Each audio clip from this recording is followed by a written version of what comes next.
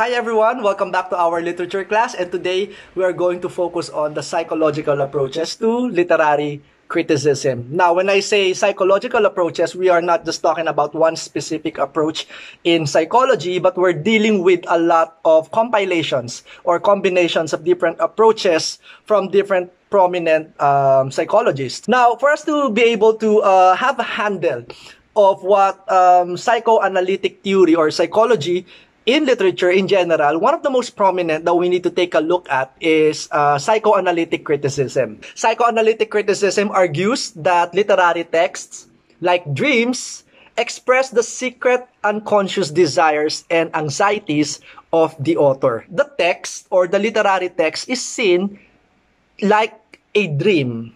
In a dream, or in Filipino, the panaginip, okay, is always unconscious, always repressed, always an expression of things that you cannot probably or may not do in the conscious level. Probably because of certain judgment, or probably because of certain desires that you don't want society to know, and so on and so forth. Hence, it's in the unconscious. These are what is being repressed and what the psychoanalytic critics of literature is very interested.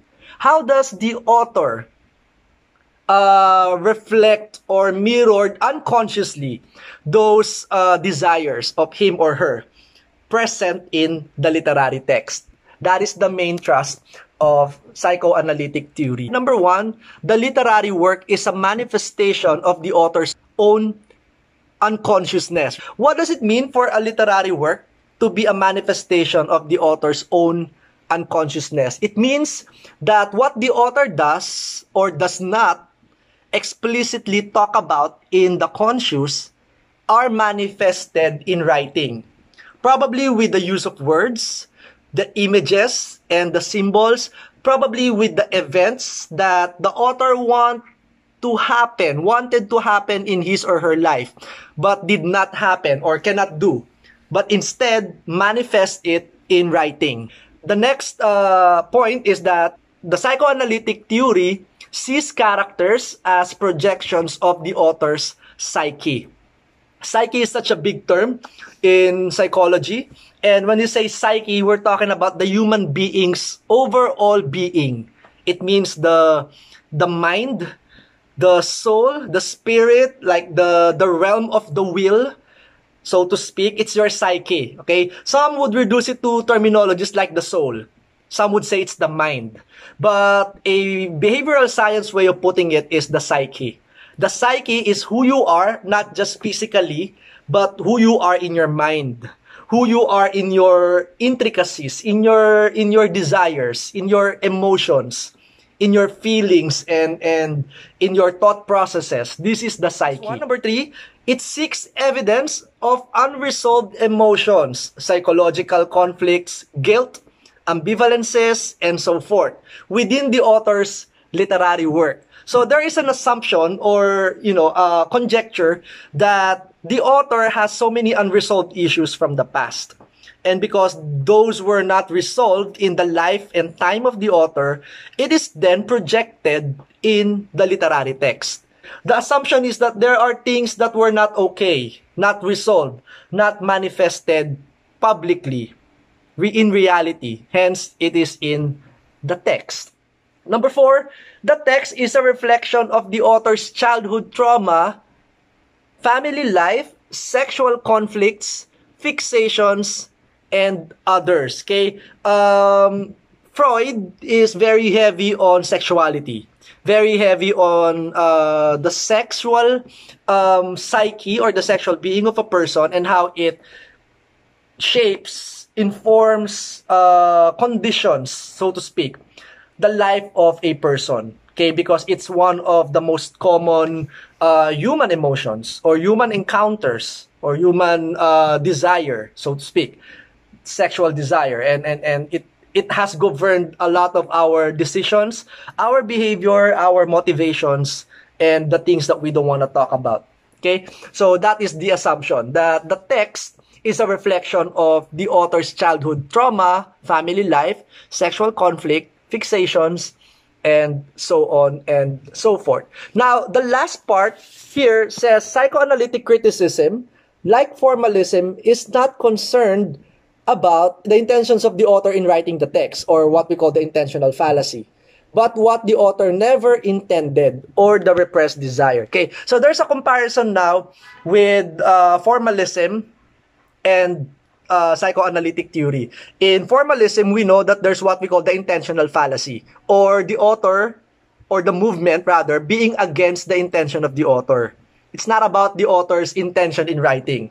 But in psychoanalytic theory, or in psychological approach in literature, it goes beyond that. Not just the intention of the author, but the things that the author cannot talk about. The repressed desires of the author are presented in the text. Okay, hence, it's not intentional. It is always the unconscious. One prominent person that we keep on repeating is Sigmund Freud. And Freud, just a quick background, is an Austrian neurologist. Okay, so he is in the, the field of studying the mind and all of the mental processes and how it affects our behavior.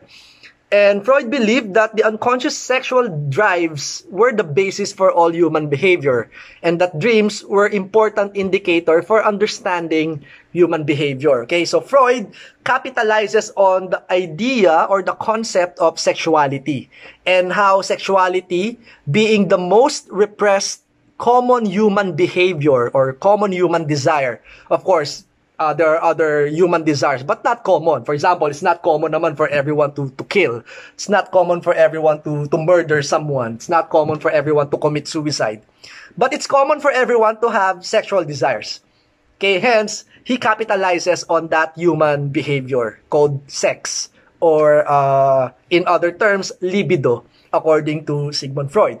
Okay, so usually manifests in dreams or other unguarded or unexplained behavior, such as slip of the tongue, or what we call the Freudian slip, or other manifestations like uncontrolled actions, mannerisms, gestures. These are things that Freud focuses on in psychoanalytic theory. We keep on repeating two important terminologies, the conscious and the unconscious, and it's important for us to have an operational definition of what these two things are. When we say conscious, it's the part of the mind that interacts with the outside world, meaning what is public, meaning what is manifested in front of people. That's the conscious, what you do, how you behave in public. The unconscious, on the other hand, are the impulses, the instincts that dictate our behavior without us knowing it. In short, these are things that you are not conscious of, but still manifests. Okay, this is what we call the unconscious. It can be in a dream. No one can control someone's dream. Of course, there are studies that says there are ways of controlling your dream, but it has always been, debated on, because dream is always the field of the unconscious. The things that you probably cannot control. That's why it is being repressed and manifested in your dreams. The foundation of Freud's contribution to modern psychology is his emphasis on the unconscious aspect of the human psyche. I want to quote from Sigmund Freud himself. He said, let me read this, "The oldest and best meaning of the word unconscious is the descriptive one we call unconscious. Any mental process, the existence of which we are obligated to assume because, for instance, we infer it in some way from its effects, but of which we are not directly aware. If we want to be more accurate, we would modify the statement by saying that we call a process unconscious when we have to assume that it was active at a certain time, although at the time we knew nothing about it. In short, it is manifesting, but we are not conscious about it, that we cannot control it, that we do not have any say about it. It's just there." And for us to be able to understand these things, the mental processes that Sigmund Freud is talking about, it is important for us to look at these different premises. I have here three that would clarify our discussion on psychoanalytic theory. Number one, most of the individual's mental processes are unconscious. Number 2, that all human behavior is motivated ultimately by what we would call sexuality. Freud designates the prime psychic force as this term called libido or sexual energy. So, the libido, according to Sigmund Freud, or that prime psychic force, is basically what motivates ultimately most of our intentions, our decisions, our behavior, because of this sexual energy that we are repressing. Okay, and this sexual energy can be expressed in, for example, lusts or fantasies or desires or longings, or let's say attachment towards someone. May not be always literally sexual, but that emotional attachment can still be, motivated by that psychic force, because it's in our system that psychic energy or that psychic force is always longing for something pleasurable. And according to Freud, most of it, if not all of it, are rooted in this thing called the libido, or that psychic sexual energy. Quickly, let me read the last premise here. That because of the powerful social taboos attached to certain sexual impulses, many of our desires and memories are repressed, that is, actively excluded from conscious awareness. So it means that what's at play in the act of repressing our desires is, of course, the social construct. The expectation of society, the rules and laws and regulations and policies around us would cause us to behave on a certain manner. And instead of freely expressing our desires, we repress it. We hide it. Okay, we leave it in our minds. And probably in the dark corners of our room when we're alone, because the world will not look at us the same when we express these desires in public. It's also significant for us to understand the self in 3 components as premised by psychology, particularly with Sigmund Freud.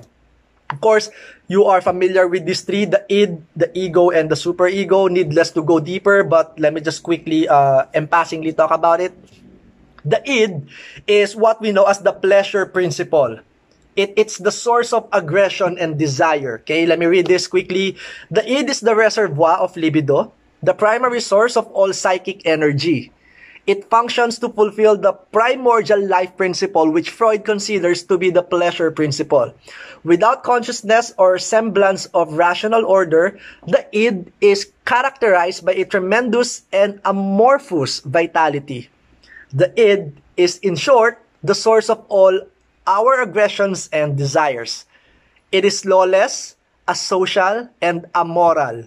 Its function is to gratify our instincts for pleasure without regard for social conventions, legal ethics, or moral restraint. What about the ego? This is the rational governing agent of the psyche. Though the ego lacks the strong vitality of the id, it regulates the instinctual drives of the id so that they may be released in non-destructive behavioral patterns. And though a large portion of the ego is unconscious, the ego nevertheless comprises what we ordinarily think of as the conscious mind. Okay? And the superego, or the other regulating agent, that which primarily functions to protect society, the superego. Largely unconscious, the superego is the moral censoring agency, the repository of conscience and pride. It is, as Freud says in The Anatomy of Mental Personality, the representative of all moral restrictions, the advocate for the impulse toward perfection. In short, it is as much as we have been able to apprehend psychologically of what people call the higher things in human life. One of the things that we keep on repeating in psychology, in literature, is the idea of repression. And repression is the mind's essential strategy for hiding desires and fears. In other books, in other psychological references, it's called the defense mechanism. But in behavioral sciences in general, we call it repression. And repression has so many manifestations. In fact, what I'm about to present is just part of the bigger picture. There are so many manifestations of repression, but I want to reduce to some of the major ones. Number one, sublimation. Channeling an acceptable urge into something artistic or another outlet. Next is denial. One simply falsifies reality, flatly and directly refusing to accept it. Next is projection. Repressed desires are avoided. It's the avoidance of repressed desire. What you don't want, you see in others. You project it towards others. Next, intellectualization, a strategy for avoiding uncomfortable emotions by rationalizing them. Reaction formation. One is convinced that the opposite of a terrible situation is actually the case, thinking of the opposite and embracing it. The last one is Freudian slip. Of course, needless to explain, the slip of the tongue is basically what comes out of our mouth if we are cornered with a specific situation that would shock us or would push us to, to our corners and be unguarded at that moment. But hopefully you learned something today. So my name is Percy and happy reading.